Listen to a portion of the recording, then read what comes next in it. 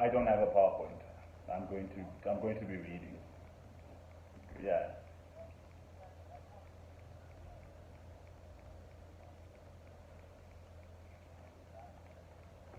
Okay. Okay, awesome. Thank you so much for allowing me to present. And yeah, I would have loved to join you guys in Belfast, but then the logistics of the visas could not allow. So this presentation is part of the work that I'm doing at the Viz Center for Diversity Studies, where I'm currently working as an associate researcher and also PhD candidate. I've just submitted my PhD for examination, and it's part and parcel of where some of this work is coming from. So as South Africans are increasingly urbanized, the majority of the country's population may soon live in places where they are not from. And that's a quotation from Landau's work in 2016. That foregrounds the presentation, which is around unfinished journeys and trying to understand the narratives of home, visibility, and belonging. Also hope and resilience amongst Joburg-based black queer people who I had interviews with during my research. So as I've mentioned, for most urban dwellers in South Africa, the experience of home and belonging is one of searching for places where they can be emotionally, economically, politically, and socially productive. As a result, the displacement that people encounter in the search for new opportunities elsewhere, most urban dwellers live in a place that is not their ancestral home. Landau's work posits that in Joburg, strangers live together in a place that is no one's home. Some are foreign, some are citizens. This resonates with a study conducted in 2003 by the Institute for Security Studies and found that approximately close to 1/4 of Joburg's inner city residents were born outside of South Africa. For locals, a disproportionately higher number were not born in Joburg. Because people of different backgrounds coexist in Joburg, there's competition for resources, levels of unemployment and homelessness are high, and homelessness amongst queer people is reportedly higher compared to heterosexual people. Therefore, queerness adds another layer of exclusion for queer people in the city. Against this backdrop, this presentation looks at the broader narratives that black queer people in Joburg shared during the interviews based on their experiences of home, visibility, invisibility, and belonging. The presentation or the paper finds that participants' narratives of home reveal the wider complexities and dialectics of being black, disadvantaged, and queer.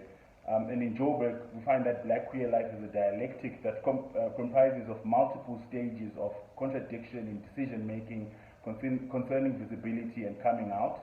And this is part of what Matthews refers to as edge work, which mostly in Matthews' view captures negative coping mechanisms that people adopt, such as drug use or abusive relationships.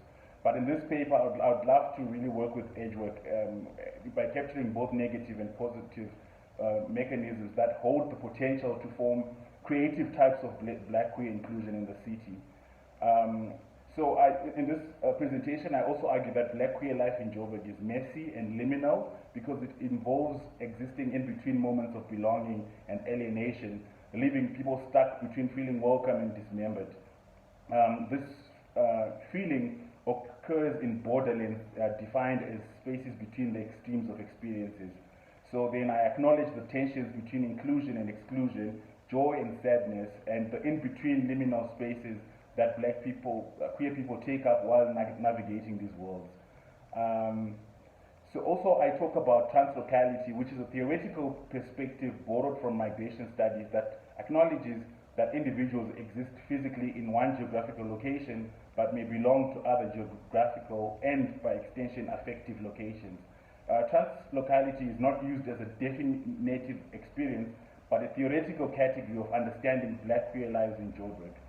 While translocality acknowledges the multiplicity of experiential and physical spaces in individual, I propose here a queer translocality to conceptualize queer people's multiple presences in the past, present, and future homes.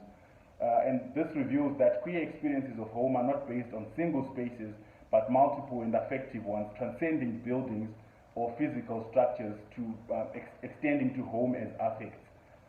Even an area one may regard as an open space, for example, an open field where food parcels are being distributed, can be considered a pocket of home due to its ability to channel affects of home. So I also employ queer theory in this research as a way of queering normative and dominant understandings of home. So the dichotomy of home and homelessness can be experienced in the absence or presence of a physical housing structure that is conventionally understood as home in the form of home-like affects. So in the research I found that, there's the initial home, which is the parental family home, and participants refer to this as the home where they were raised and nurtured to take up roles in life as adults. And there's a concern here that there's a lot of rejection that kind of takes place in the parental home, and participants indicated that this is where early lessons of what is wrong or right in life began. So in the family home or the parental home, that's where sort of most of the orientation practices and socialization practices take place. And for the sake of time, I'm not going to dwell much into this. But of interest for this presentation is what happens in the home in Joburg, or the homes in Joburg. When they are not in their parental homes, participants experience a second-level home in Joburg. Depending on the stage of life, participants in Joburg could be in a college dormitory, an apartment, a larger house with family or extended families. From this place, participants shared their stories of home in other parts of the country, and in the case of national migrants in other parts of the world. So my participants' experiences of these homes and other people whilst in Joburg also had a very great impact on their understanding and conceptualization of Joburg as home.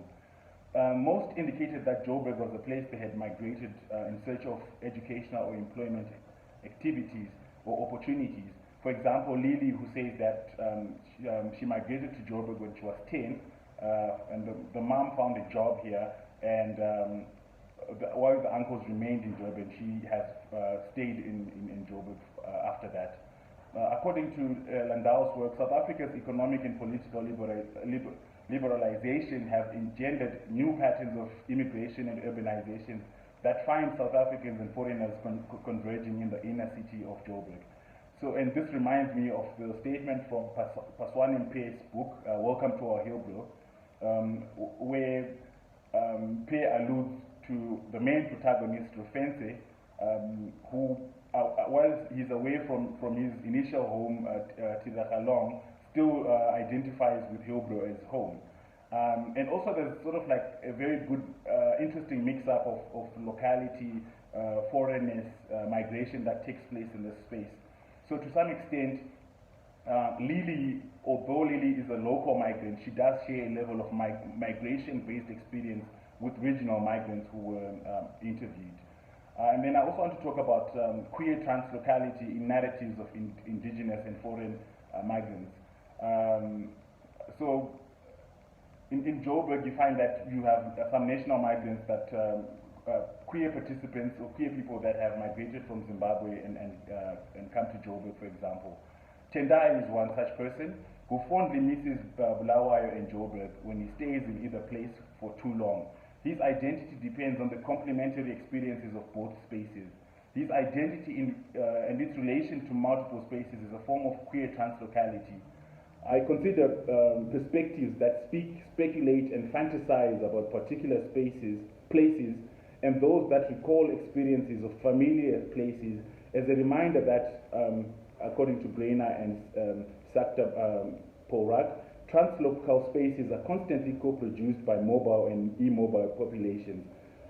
So Tendai has this dual relationship with both Harare and with both Bulawayo and Joburg. Because Tendai remembers Bulawayo whilst in Joburg and considers the latter a temporary home, Joburg is metaphorical soil that he occupies and uses merely as a temporary site of nourishment, and that's according to Landau's work. This indeed bears witness to the observation that Joburg is an urban estuary inhabited by people moving in and out, people moving through, and some deciding to stay.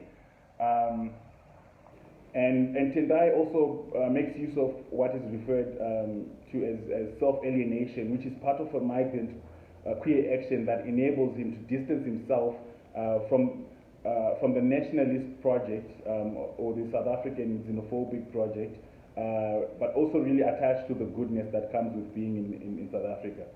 And Atai in the 2021 paper says that found that whilst overseas students attempt to make college towns and university cultures their permanent residence, their residences are also transitory as they are constantly anticipating their next location. So there's kind of that movement towards something, right?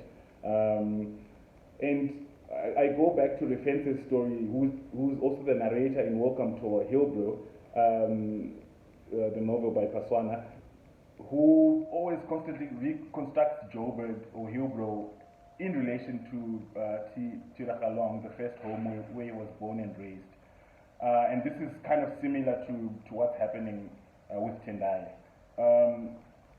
As previously shown, participants did not construct any of their present homes in isolation. They drew both their current and past lives to make sense of them sort of together. And there are other accounts that came out, but in the interest of time, I'm just going to work with Tendai and move on to the next theme, which is around crossing the abyssal line. And it speaks to the concept of crime, violence, and safety across Joburg city spaces. Participants locate home, safety, and danger in pockets and moments in different spaces as they travel across various areas. So in this regard, for participants, and this is something that was found by Hugo Cannon in his study in 2017, that safe spaces for queer people, particularly in this case it was lesbian people, safe spaces are fluid as they are a result of intricate and interrelated power dynamics.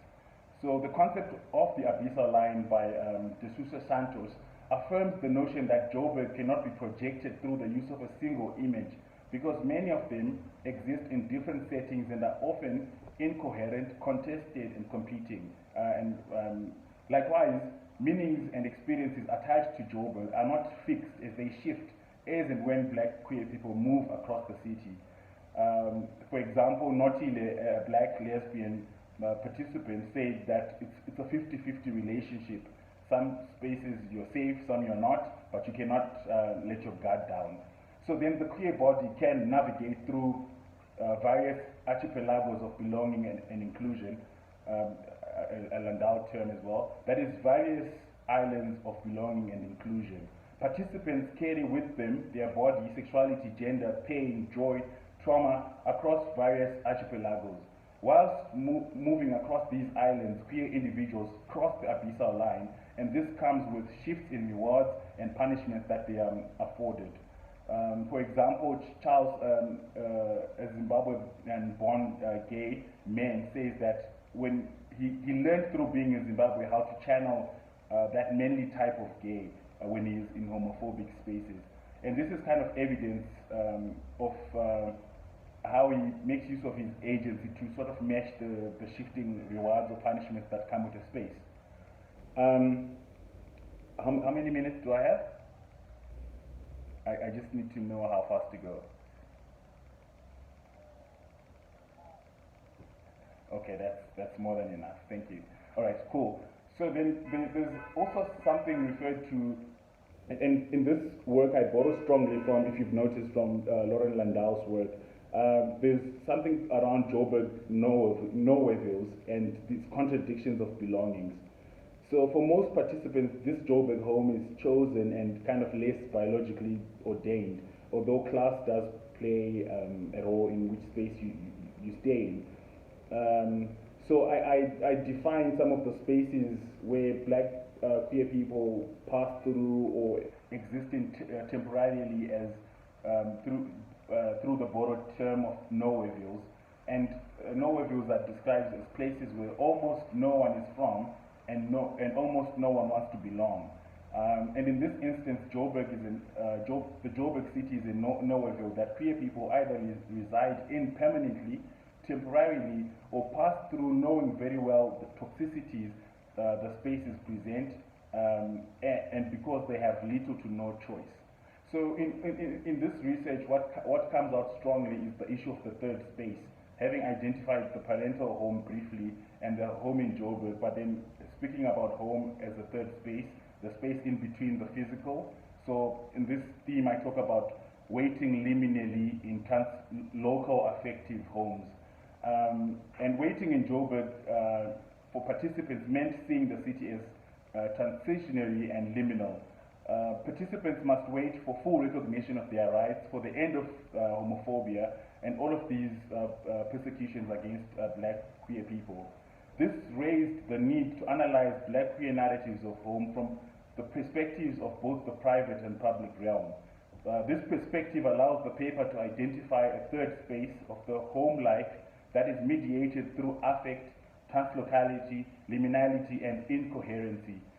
For example, Winnie, a black trans woman who shares the experiences of how there wasn't really much belonging in the parental home. There's still sort of conflicting belonging, conflictual belonging in the current home. So then kind of when the home sort of becomes the self. Despite this, Winnie can only relate to certain attributes of what she regards as her ideal home. As such, it can be argued that she is waiting for home. Through a close examination of queer narratives, we can uncover the affective and liminal characteristics of home. And this can be elucidated through Somerville's work when Somerville describes homelessness. And it goes, not just a matter of lack of shelter or lack of abode or a lack of a roof over one's head. Homelessness involves deprivation across a number of different physiological, emotional, territorial, ontological, and spiritual dynamics. Homelessness cannot be remedied through the provision of bricks and mortar, but through other comforts. And in this regard, I'm referring to the affective and the emotive. So Joburg is a home that also facilitates these multiple experiences of waiting, but also what Honwana refers to as waithood, which is a position that participants find themselves in between being children and autonomous adults, relying on the parental home that also breeds neglection for support, but also trying to find themselves as individuals. So I'm going to just conclude through emphasizing that the research finds that home, and I mean, this is not a peculiar finding, but that home is distinct from housing, and that affect and space are very important in the process of how participants make the normative home the other. So how do participants use their agency to other that which initially is supposed to other them? In conclusion, the parental home has been noted for being naturally or biologically ordained, except in cases of adoption, etc., and all of these anti-normative ways of family and home. So no one has a choice to the family or home they are born into. Therefore, people in this regard, in this space of the parental home, might be argued to have little to no choice. But Joburg is a space in which individuals have some sense of responsibility or some sense of agency on who they want to be. The third space, therefore, as a concept, encapsulates the deliberately chosen queer-friendly spaces outside of the house that one occupies in Joburg. These include the self, the queer friends, the pubs, the conferences, the pride, the queer-friendly homeless shelters that offer temporary long-term protection to vulnerable queer people. These are often hard to find and have been the subject of queer activist agitation with local governments so as to create more of such spaces. The third space is also a space of queer agency where the queer body becomes home in and of itself. This means in the third space, queer people can deliberate on which spaces they seek to occupy, provided they have reasonable access to these resources.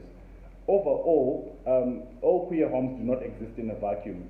However, they coexist with this resistance, also violence and toxicity. But the toxic spaces were not the priority of my research, which was my deliberate attempt to make them the discursive other. Instead